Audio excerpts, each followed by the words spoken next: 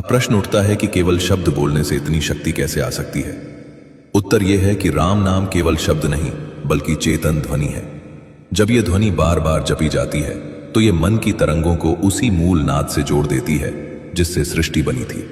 इसलिए राम नाम जप धीरे धीरे कर्मों के भार को हल्का करता है, संस्कारों को शुद्ध करता है और आत्मा को उसकी वास्तविक स्मृति की ओर लौटाता है।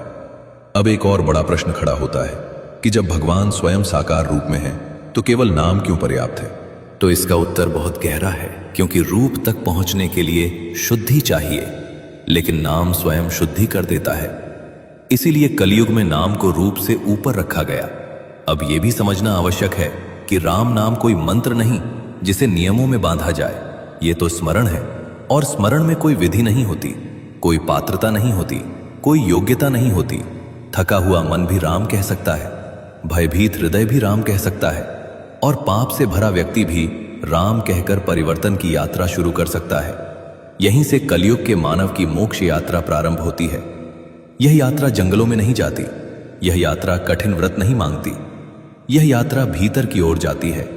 श्वास के साथ राम, मन के साथ राम और अंत में अस्तित्व के साथ राम। और जब यह स्मरण निरंतर हो जाता है तो धीरे धीरे नाम और जप करने वाला अलग नहीं रहते। तब नाम ही साधक बन जाता है और साधक ही नाम बन जाता है। यही वो अवस्था है जहां मोक्ष किसी भविष्य की घटना नहीं बल्कि वर्तमान का अनुभव बन जाता है।